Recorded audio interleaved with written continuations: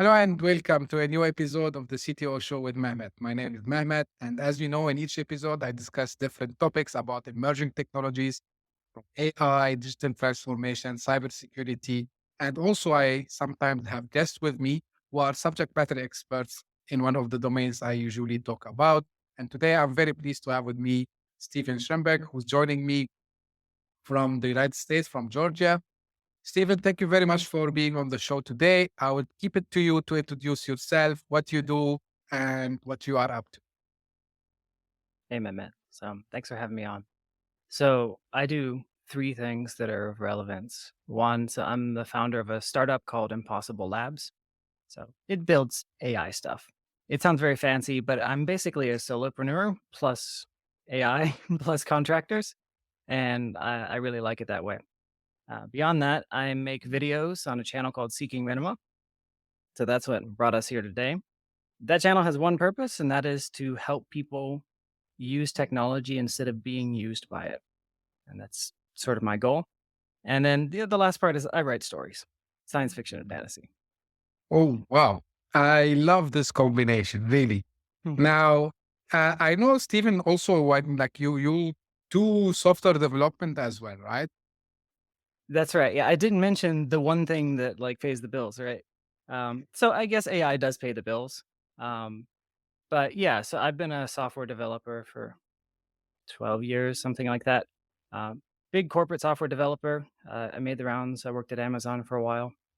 Worked at Okay. smaller companies. So it's been good to me, but it's not it's not as exciting as cutting edge tech, which is always where my heart has been. That's great. So, Stephen, just out of curiosity, like you have a mix of, multiple things at the same time. So, what I would say drove you to choose this path for your career? So I've moved through different kinds of software development, and first of all, I can't help myself. That's the easy answer, right? I can't help but be interested in things. Writing is something I haven't been able to put down for a long time, so that's just like something that won't leave me alone. And same with cutting edge tech, right? I moved into software development because I liked building things. I'm not one of those people that loves code for code's sake. I I like it as a tool. And while I am fascinated with building things and understanding how they work, I'm more interested in the opportunity to solve cool problems and help people.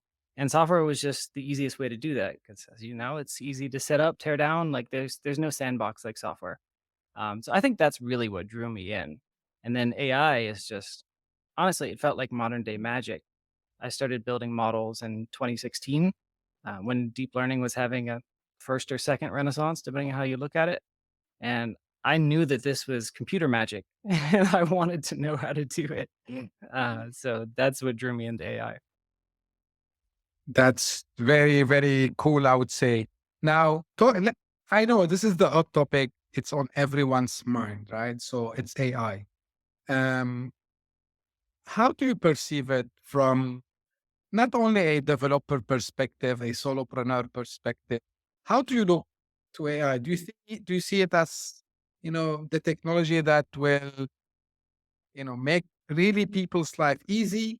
Or do you see it more as a just a cool technology that we can do cool stuff with it? How do you perceive really the technology? Because there are a lot, and the reason I'm asking you, Steven, this question, there are a lot of debates recently with all the hype that happened after ChatGPT and all these technologies. What's next? What's going to happen in the world?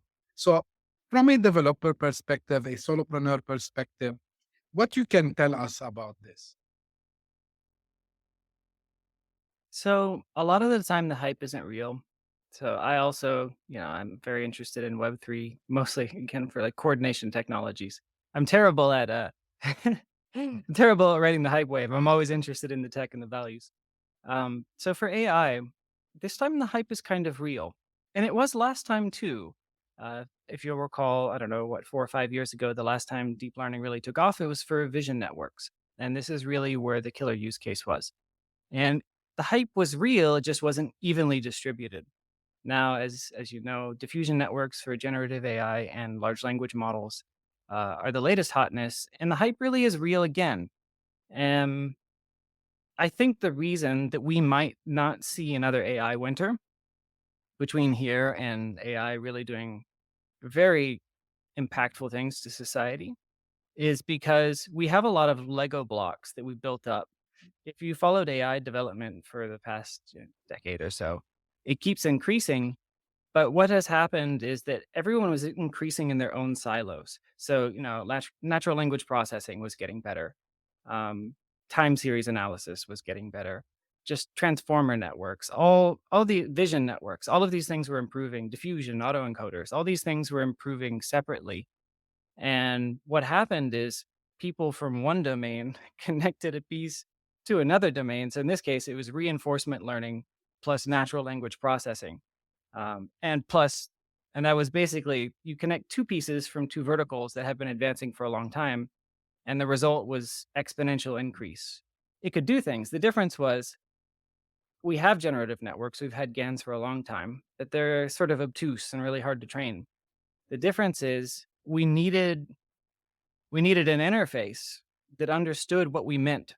That was the big like unlock here, is that we could always sort of get networks to do really good things narrowly, but we couldn't interface with them in a very good way. If they know something like like a large language model does, how do you get the information out of it? And I think that natural language processing was an interface moment. So the combination of all these individual advancements is really why you're seeing huge changes now, and the amount of individual advancement has not stopped. So I would be very surprised if there were not more verticals to combine and again create another ridiculous pivotal moment every 6 months or so. But you might see lulls in the meantime. So I'd say the hype is real, sort of, right? People always tend to overhype no matter what you do. Actually, Steven, you said something important, which I discussed a couple of episodes back. I go solo sometime. And I said, like, I'm an old, not very old guy, but I'm an old guy enough to remember all the hypes in history.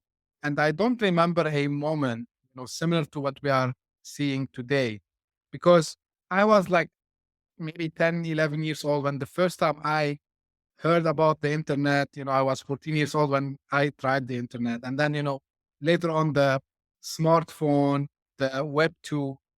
Um, yeah, like there was sometimes exaggeration, sometimes, things going, but the cycle used to take very long until we see the next thing. But with AI, I mean, generative AI and the NLPs and, these all models that we are seeing today, I think as you said, I like the word you said, an AI, we will not see an AI winter. I love this expression and think we are going very fast. Now, from me, I would say developer perspective, right? What do you think would be the best applications that, let me make it very general, that everyone can benefit on, other than, I would say the sometimes very simple things we see, write me an email, write me this. So I believe, like, from your perspective, Stephen, you see a bigger picture. Can you share that with us from your perspective? Yeah. I think another reason why this time it's different is we have a very general model, a shockingly general model, meaning it can reason about things, right? Whether it doesn't really matter what's happening under the hood, all that matters is the input output results in something that looks like commodified intelligence. It's a brain in a box. You can spin it up. Now, it's not super smart. It's like maybe average adult smart. And then in a couple domains, it's exceptionally smart, like law or some solving SAT problems.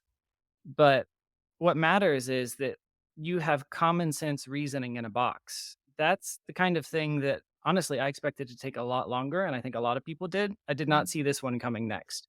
There was a number of hurdles to artificial general intelligence, and I didn't think this one was going to get knocked over first or next anyway. So, really, when you think about how can I use this, what could you ask somebody that you could pay minimum wage or just somebody with no training of average intelligence to do for you on a computer? Now you can do that for instead of $15 an hour, depending on where you live, you can do that for 20 cents and you can do it 1,000 times faster and you can have 100,000 of them working. So, what can you do with that? Well, any information processing is if your job is information processing, that's AI job now. And you're going to do something else. So it's kind of hollowing out the middle.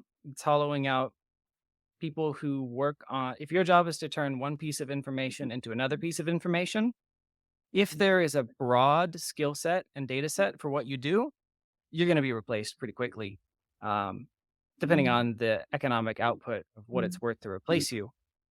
Except if you're a specialist, there is it is very hard to replace specialists. So I know a person whose job is to audit oil and gas refinery machinery for safety.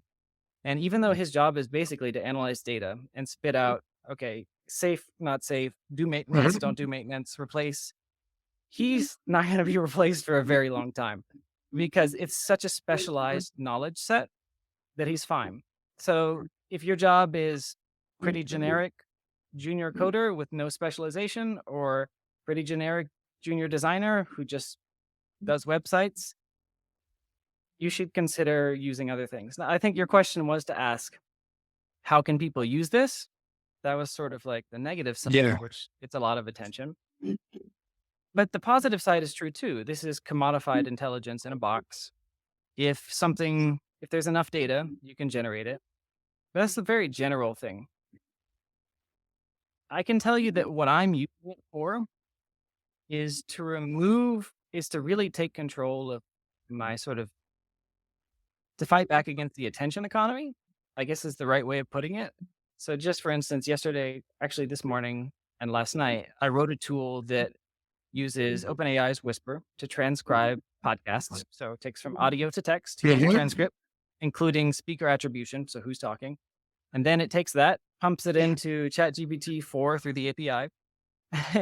And then I run it through a prompt where I tell it basically, all right, here's the questions I'm going to ask. Here are the things I need to know about this podcast. Here are the viewpoints I want to see. And then it just curates this report. So there are certain podcasts, let's say like macro investing, right? I don't really care about this too much. I want to know roughly, where the markets are. I don't want to pay attention to it. News makes you feel bad. And now with the push of a button, here's everything I need to know distilled down into a tiny amount. And I can curate that from any podcast feed. And this is just stuff I'm making. So I am using it to sort of get more information and learn more than I could before and to learn quickly and to synthesize information. I'm using it like intelligence in a box. Hey, read this for me. Hey, distill this down, but only in the places where my goal is just information. So if you want to be matrix mainlined, just plug me in. Like, I just want to know how to do this. This is a killer use case right now for anybody. You don't have to know how to program. Just interfacing with the chat clients is enough. You can be learning really, really quickly right now. And so this is the trade. Yeah. You have an opportunity where AI is really, really useful at helping you learn just about anything that makes you very marketable right now. Or you can ignore it and sit around and wait for your job to be slowly eaten away. So it's like you can really stand out right now if you're willing to do the work and learn and try these things out, or you can, wait on the sidelines. Wow. Like what you are trying to build is something similar. I mean, not exactly the same idea, but I rely on preparing this podcast on some news feeds. So, and one of the use cases I thought is let ChatGPT or whatever API read these feeds and just select which ones are important so I can choose a topic, for example. Now, you mentioned the word prompt several times, and there's a hype, if we can call it, about prompt engineers, right? So prompt engineers and, from your perspective, and let's discuss it both, from a real software development perspective and plus, a realistic use case perspective. How important is the prompt when interacting with models like ChatGPT? Ideally, over time, the prompt becomes less important. If you have a good natural language model, the goal is for it to be a better interface. So I'll just take a step back and do a little technical explanation that I Yes, please. hopefully doesn't put people to sleep, but I think is very useful for understanding how these things work. So at the center of these large language models and even stuff like diffusion models um, is something that researchers call latent space, which, in my opinion, they just use a technical sounding term to describe something that's very complicated. I like to think of it as just this big information soup. It's encoded in a sort of machine language. It's just a representation that the model has learned about the world in the most dense format. Right? This is the center of everything it knows. This is where it's recorded all the information it knows, all the patterns it needs to find. You can think of it, it's like its repository of knowledge, but it's not in words. Technically in embeddings. It's just hyper compressed information. So it knows a lot of stuff about a lot of stuff. The OpenAI models have read a bulk of the public internet. So they know a lot of things. In fact, they know a lot more than we can pull out of them. And so a lot of the trick is, how do we get out? I know you can do this. How do I get you to know what I mean? And so that I can synthesize, either do these operations, write this code, perform these tasks, help me Mhm. read this thing, understand what I'm trying to get. So that interface gap between, I know you have this information in your latent space, in this ocean of information. I know you can do this. I'm trying to get you to focus only on what I want you to do. And there's some misalignment there. So there's a gap in the interface, which is, do you know what I mean? And can you Mhm. pull it out of what you actually know how to do? So that's what prompt engineering right now solves for, is, can you shrink that gap to be better at synthesizing what you want from these large language models? So right now, it is useful. I It will probably be useful for a while, but in theory, as things get better, that interface should get better, and the models will get better and better at understanding what you want, so that you don't have to use all these tricks of the trade. So I wouldn't say there's a super long shelf life on this skill, but I could be wrong. And that cool. Like because yesterday and actually during the weekend, one of the things I was trying to do is to let the model tells me how best it prefers to be interacted with. And You got it. I spent some time until, and actually, you people might laugh, but I told ChatGPT after I get the answer I wanted, I said, okay, can we write an ebook about the, and put some examples, and it did. So as per ChatGPT, it prefers to have the following: a context, specificity, instruction, purpose or goal, and limitation. So this is what I was told by ChatGPT. And it gives me an example, by the way. If you ask me this way, exactly as you said, Stephen, I know that I should search exactly in this, I don't have to go search the whole language now, model, because I know exactly what I have to go. So this is maybe where the prompt engineering, but I believe, I have a little bit of technical background and I know a little bit how these models work. I think the more they are trained, the better they get. So even you will not need even, an exact prompt to get the information out of it, right? So that's very, very cool, I would say. Now, here I want to ask you, now we have this moment, I would say, what do you think other technologies will get combined, or let's say, used together with all this AI technologies? Like, for example, personally, I think automation with AI will play a huge role. I started to see, someone talked about autonomous bots that they can interact, with each other. What's your view on this? All right, so that's like three good questions.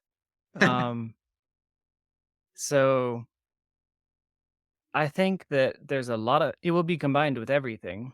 It's intelligence, so it gets combined with everything. But I think the ones that are sort of juicy and next, I actually don't think it's automation. Now I could be wrong. There is a Mhm. lot of value there. So I think it's more like, narrowly, there are new kinds of automation that were just unlocked, and those, yeah, that's greenfield. That'll be anything that required like common sense reasoning. I think that Hmm. those things there is okay, automation will move forward. The reason I don't think that this is the automation moment, I mean, physical movement and manufacturing, stuff in the real world, is because physical stuff is hard. It's hard and expensive, and physics is finicky, and moving stuff around in the real world requires precision and rules and money and a lot of testing that is a lot slower than doing stuff in the digital world. And this is something that surprised me. But as soon as I saw diffusion, I don't know, what is that, a year ago, something like that, when stable diffusion first came out, I knew immediately that, oh, I was wrong. It's not automation. It's coming for knowledge workers first. It's coming for everything. So that sounds very sinister, but, like, because that's where the data is. Not only is that where the data is, but the people building these things, this is what they understand, right? They understand how to use computers, how to do information jobs, how to program, how to do design. So, not only do they have the data sets, but this is a set of domains they understand. So, knowledge work will be automated actually before robots. So, hilariously, it's the plumbers and the mechanics and even the factory workers of the world that will probably, be gainfully employed, longer than the sort of Silicon Valley types, which is highly amusing. Um, but again, that sounds sort of dark. I think the other ways I would combine this, I mean, I can just tell you what I'm doing. One of the products I'm most excited about is called Intent. So I'm trying to build a system that literally watches your screen. So this is a combination with other data streams. So it's using vision nets to watch your screen, and it knows what you're doing all the time, private. So it runs on just your computer, and it Hmm. just creates a stream of. It answers the question, "What did I do all day?" Right? It literally just keeps a log because it can understand what you're up to. Right right now, you're doing an interview, and it can log moment by moment. So at face value, it's just analytics. But the real goal is to do executive control software. So sort of you tell it what you want to do, and it sort of keeps you in line. It's like, you shouldn't be doing that. Why are you up at 2 a.m. watching anime? You shouldn't be doing that. You said you didn't want to. So it's sort of like outsourcing your higher mind to keep your lower minds in check. Hmm. And but ultimately, I want to combine information from other things. So wearables is a big one. Anything that AI just wants data. So I have an Aura ring, right? It has all my sleep data as well as continuous like biometrics. Wow, that would be great to incorporate into the thing that knows everything about my goals and what I'm doing all the time. And these things just stack on top of each other. So I would say anything that has a consistent high quality amount of data or data in large volumes is going to be very useful. If I had to bet on a dark horse interaction with AI that most people don't see coming, I'd say it's probably brain computer interfaces. Most likely in terms of consumer EEG. Hmm. So I think Meta and Apple both have EEG coming out incorporated into wearables. It can do more than you would expect. Um, so that's probably plus brain computer interface information in.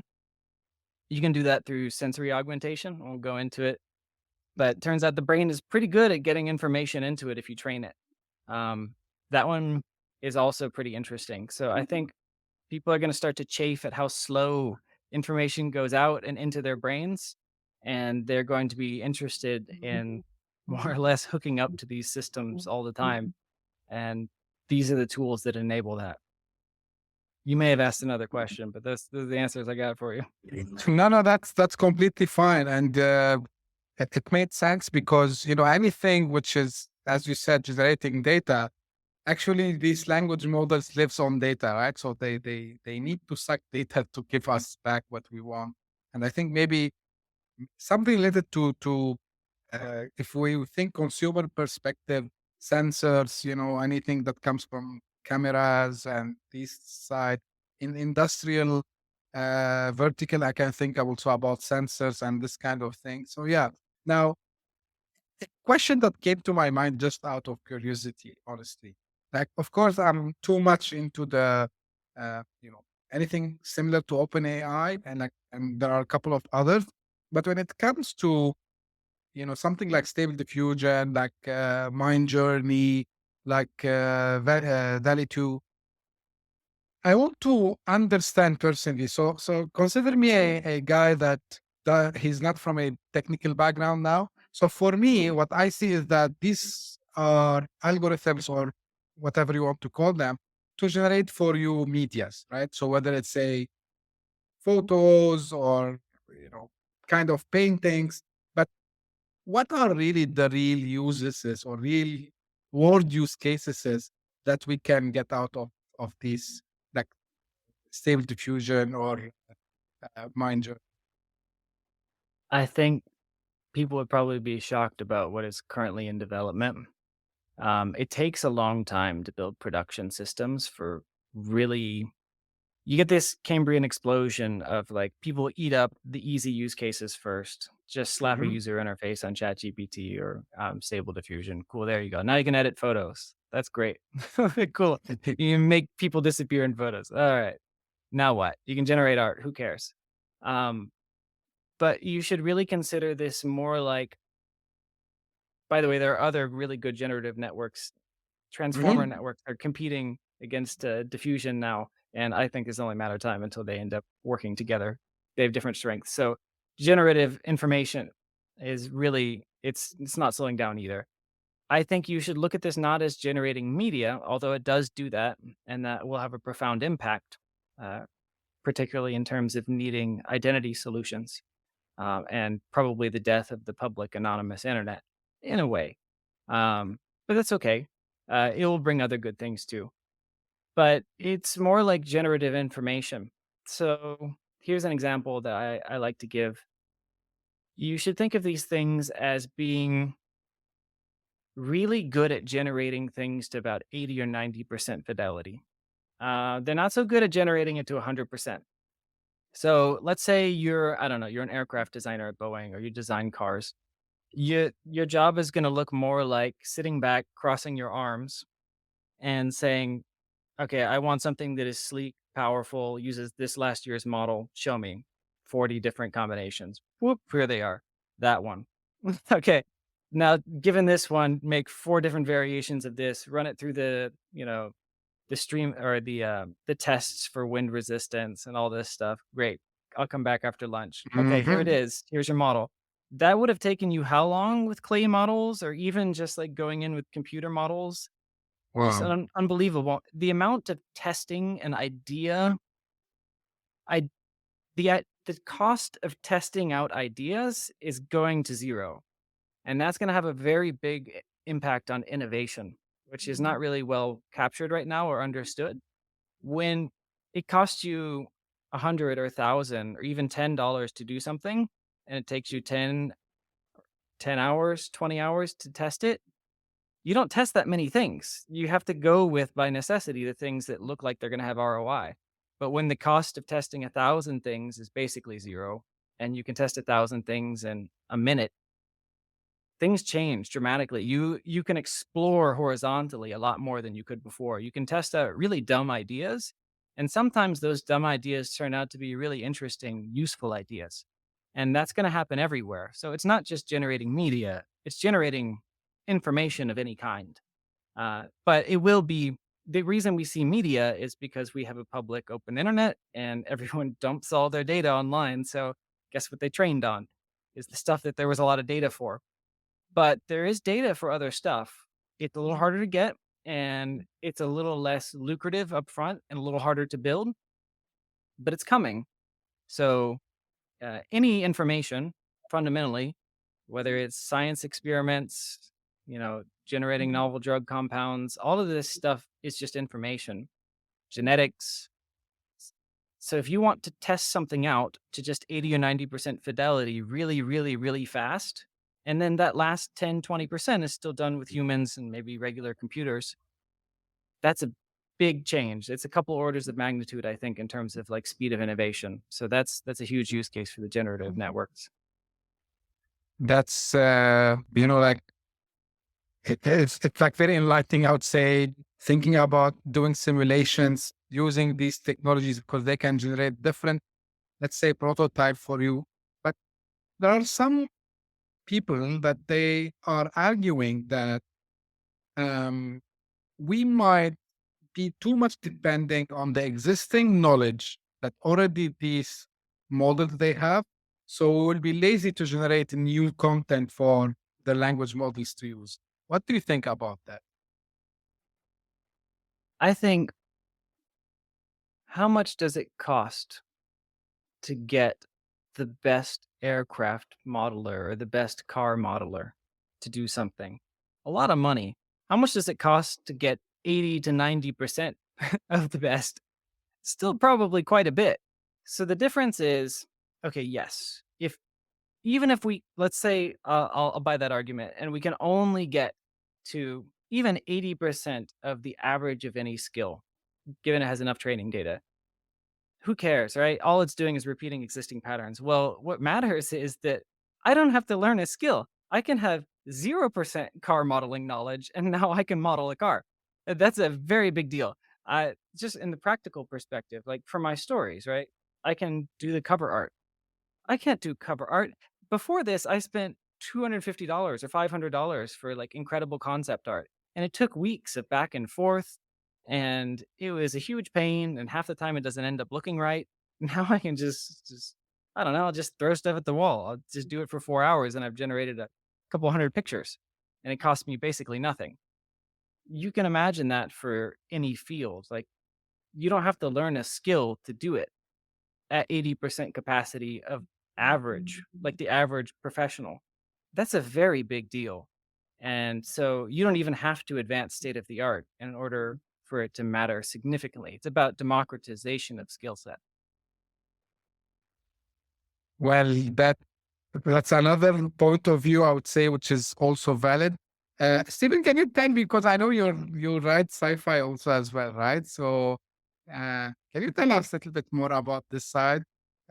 I'm sure that I have a lot of my audience who would be interested to know more about. Sure. Yeah, it's just for fun.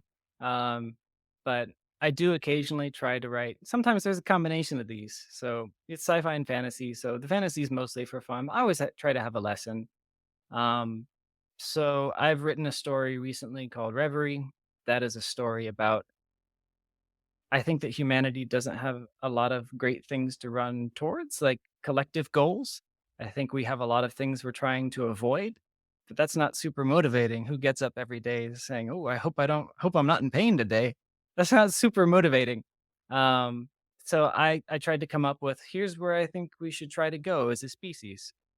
I'm writing a story now called Hellmakers. This is about, this is why I smiled when you mentioned, I think you mentioned something about bots, Yeah, automated bot. So already I've seen people talk about, somebody has already had the bright idea. "Well, you know, it would be great. We need to open source these models because, people probably don't want us to have access to this. Everything should be free and open. You know what else we should do? We should put this on decentralized computing platforms. This is a good idea." And I'm just like, this is the worst possible wow. idea. Let me write a story to tell you why. So it's basically a story about the founder of a decentralized digital autonomous worker protocol. who- They just start like a decentralized computing blockchain protocol, right? The goal is that it uses a consensus mechanism, so you can't turn it off easily unless you can turn off all the nodes on the network. Oh, You can't turn it off, and it's permissionless, so anyone can insert money, and you insert a prompt, pull a model off the shelf, and you go tell it to do something, and it will go do whatever until it runs out of money. And you can't turn it off. So I show this is probably not a good idea. So punchline of the story is that the creator of the protocol ends up using this to get back at their co-founders, who cut them out of a deal, and as the name implies, creates a bot that literally just publicly tries to ruin this other person in perpetuity and cannot be turned off. So this is not good. We should think very carefully about not having an off switch for our machines. It just seemed like a very dumb idea to put them on a box that you can't turn off, frankly.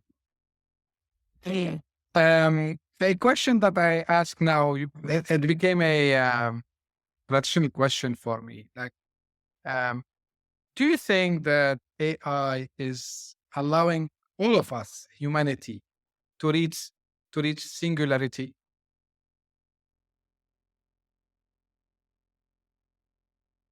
Maybe. That's Um, that's a because philosophical question, I know. So the key is in what you said at the end, which is all of us and humanity to reach the singularity. Yes, I actually think that positive outcomes are the most likely scenario in the long term, and there's a lot we can do about it, and a lot of things that we could be doing about it that are actually quite feasible that are probably not well known. So it's something I'm focused on. But yes, I think technically speaking, yes, this is the way. You would need scaled intelligence. And I think the most important part of AI as moving us towards singularity is that maybe is also underappreciated is that it doesn't have cognitive biases. Unlike our own brains, we can reprogram it and we can program away the blind spots that we know we have. It doesn't matter if you know about anchoring bias or recency bias. If you still you experience them whether you want them or not, you still make dumb choices all the if you're tired and hungry, you're gonna make bad choices. Like this is just how the human brain works. You can't program around it.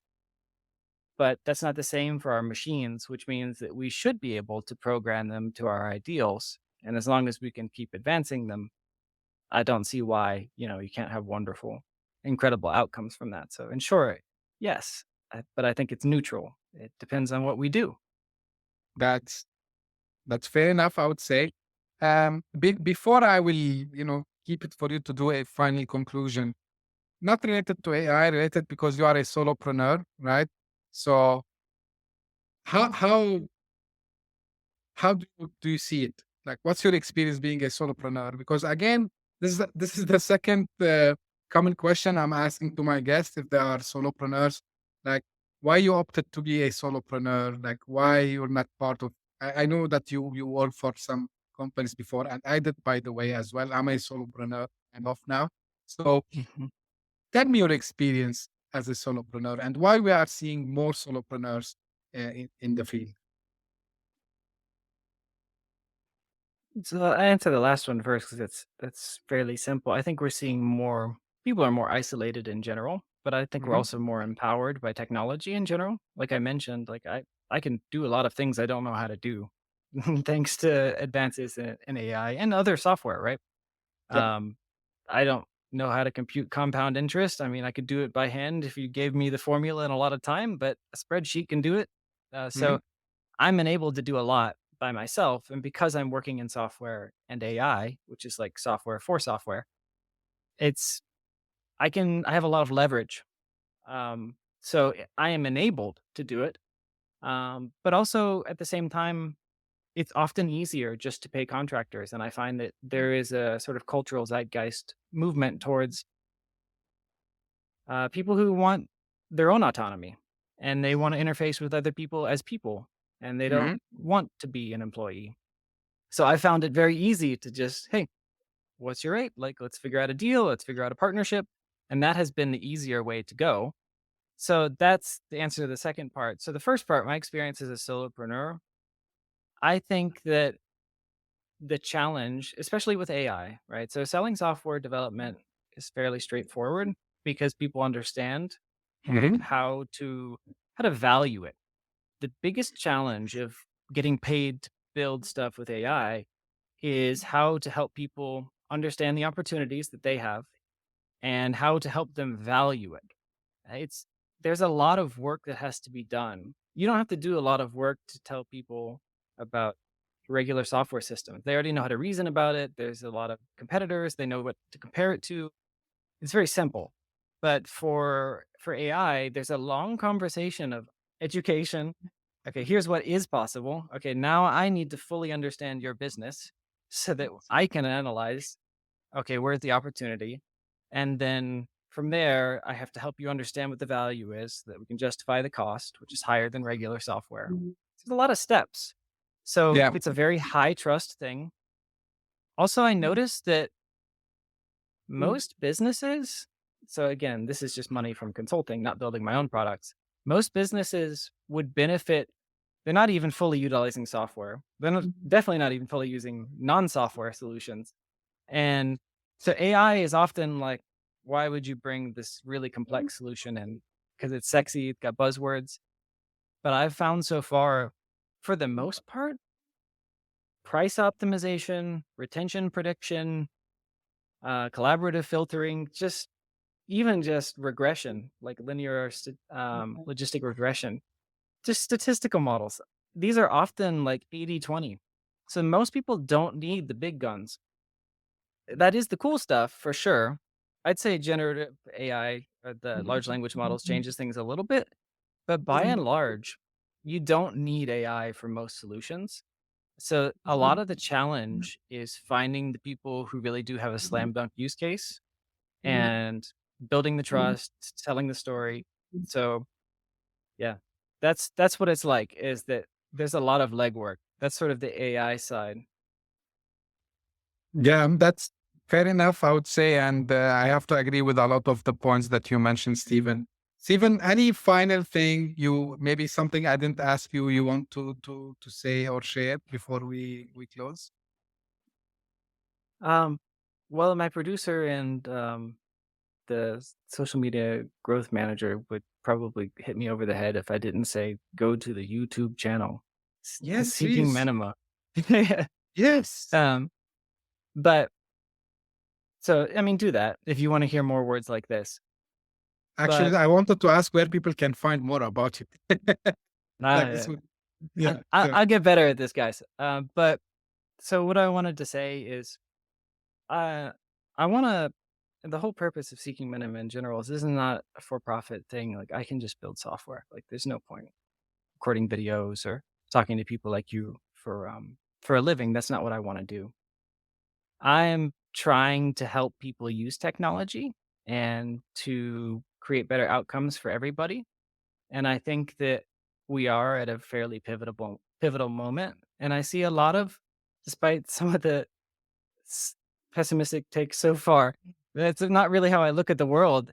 I think that we have a lot of opportunity to make a big difference right now. And I want to help people realize that they don't need to stand here and look scared.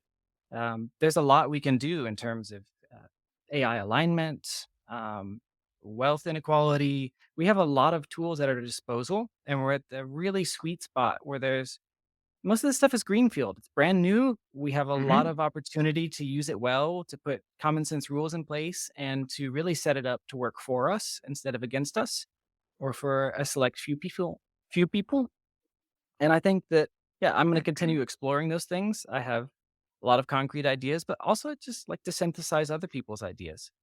There's no need to be terrified of the future because we have a lot of control over it. We're the ones who control it. I don't know. People seem to forget that. So, by the way, what future happens is based on what we do. So, if you don't like it, you should do something about it. And that's what I'm doing. If you're interested in that too, then yeah, I'd love to keep talking with you. That really great. And I think we are on a same mission, I would say, Stephen, because one of the reasons I'm doing all, this podcast, I'm, creating a lot of content is to raise awareness. This is first, and tell people, like, hey, it's not like only the scary stuff you see in the media, like people gonna lose their jobs. I don't know what, all this negativity. So I'm trying to put some light on the positive side of the technology, and not just AI, by the way, any technology. Sure. Because I love technology myself, like since I was a child. And I always believe that technology's main goal is to take us forward, make our lives easy. From business perspective, it's always, I'm repeating myself on multiple episodes, increase revenues, increased customer base, decrease churn, all these nice things that business people like to hear. And AI is no different than this. So AI will make your business thrive and better. And for individuals, I'm saying exactly what you mentioned at the beginning, also as well, guys. Like if you are scared of something, go study it. Like this is the best thing you can do because if you just keep watching it and do nothing, yeah, you're gonna be scared. Sorry, I cannot help. This is why I'm trying to help you in generating this content as much as I can, of course. Um, so yeah, this is why we are aligned, and this is actually why I wanted to interview you, Stephen, because when I read your bio, this is what attracted me. And by the way, this is I do with all my guests. I will share, the YouTube channel, like anything else I can find. If you want to share that with me also as well, so that would go into the description of the episode and the description on the YouTube also as well. Well, we came to an end, Stephen. Thank you very much for being my guest today. I really appreciate the time.